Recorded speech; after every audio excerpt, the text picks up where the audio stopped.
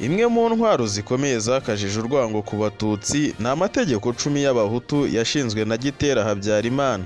Ashingiye ku mategeko y'Imana, Habyarimana Gitera Joseph nawe yashinze amategeko 10 y'Abahutu. Nk'aha Gitera yagize ati: umubano w'Umututsi n'Umuhutu ni umufunzo ku kuguru, ni umusundwe mu mubiri, ni umusonga mu rubavu. Ese aya mategeko y'Abahutu afite uruhare mu iyicwa ry'Abatutsi benshi ni ayahe? Uwo Gitera se wayahanze we yari munyarwanda ki? Kora subscribe na like winjire mu muryango mugari wa TTV kugira ngo amakuru acukumbuye nk'ayo yabonera ku gihe. Naho ngiye tugiye kubana, nitwa Thierry Arenigena, mbahaye ikaze. Amategeko 10 y'Abahutu ni imwe mu nzira nyinshi zakoreshejwe habibwa urwango hagati y'Abahutu n'Abatutsi rurakura rugeza u Rwanda kuri Jenoside yakorewe Abatutsi mu 1994. Kwa 27 Nzeri mu 1959 ubwo yari muri Butare muri mitingi y'ishyaka rye rya Aprosoma imbere y'imbaga y'abarwanashyaka benshi, Gitera yasohoye bwa mbere amategeko afite iriburiro rigaragaza ko rifite inkomoko muri Bibiliya, atanga amabwiriza agira ati: guhera ubu umubano w'Umututsi n'Umuhutu ni nk'umufunzo ku kuguru, ni nk'umusundwe mu mubiri, ni nk'umusonga mu rubavu. Nyuma yo kugereranya umubano w'abantu n'abandi nk'indwara cyangwa udukoko turyana, Gitera yongeye kuvuga ngo ntuzongere kwemera cyangwa kwizera Umututsi. Ngaya amategeko 10 y'Abahutu yashinzwe na Habyarimana Gitera Joseph.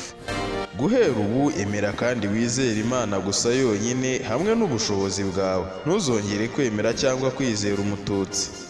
Ntuzigere kongera kwirahira Umututsi.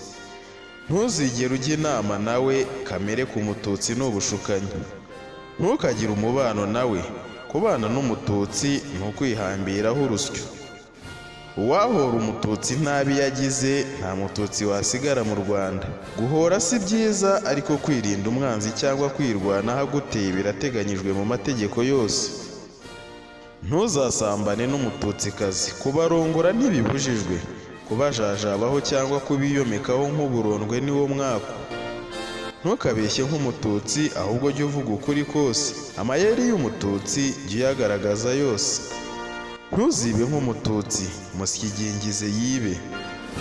Kurarikira abagore babo cyangwa abakobwa babo ni inabi. Nta kimero barusha abacu, ahubwo babarusha ingeso nyinshi zitari nziza. Ntukararikire iby'abandi nk'Umututsi cyangwa sohoka ninjire by'Umututsi. Ni umwaka uteye ubwoba, baragatsindwa i Rwanda. Ngayo nguko. Aya niyo mategeko yari yaranditswe n'umunyapolitike Habyarimana Gitera Joseph. Nyuma yo gutangaza aya mategeko 10 y'Abahutu, yanayasohoye mu kinyamakuru cya Aprosoma, Association pour la promotion sociale de la masse, ijwi rya rubanda rugufi.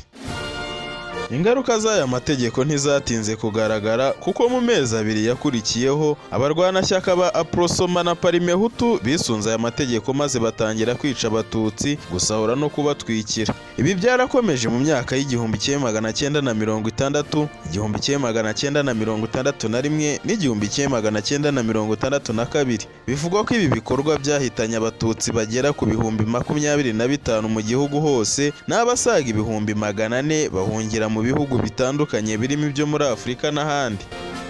Abatutsi basigaye mu Rwanda bakomeje gukorerwa itotezwa rikomeye, babaho nk'abatagira igihugu, ndetse ntibanganye uburenganzira n'abandi Banyarwanda, ari nako bicwa. Umushakashatsi akaba n'umusesenguzi kuri Jenoside yakorewe Abatutsi Tom Ndahiro yigeze kubwira igihe ko amategeko 10 y'Abahutu yanditswe na Gitera Habyarimana Joseph yari yuzuye urwango rwinshi, ndetse akaba yarabaye inzira itaziguye yaganishije ku itotezwa n'iyicwa ry'Abatutsi.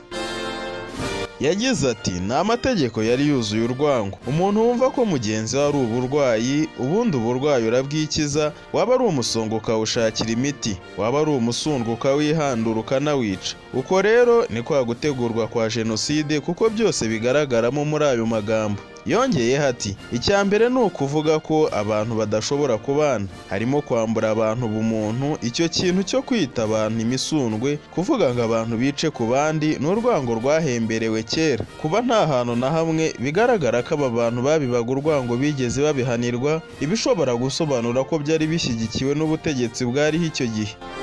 Kwigisha urwango kwa Gitera ntibyarangiranye n'ibyo yanditse mu 1959, dore ko muri iryo jambo yatangarijemo ayo mategeko 10 y'urwango, yanatangaje ko ngo abatutsi bashobora gushira mu Rwanda.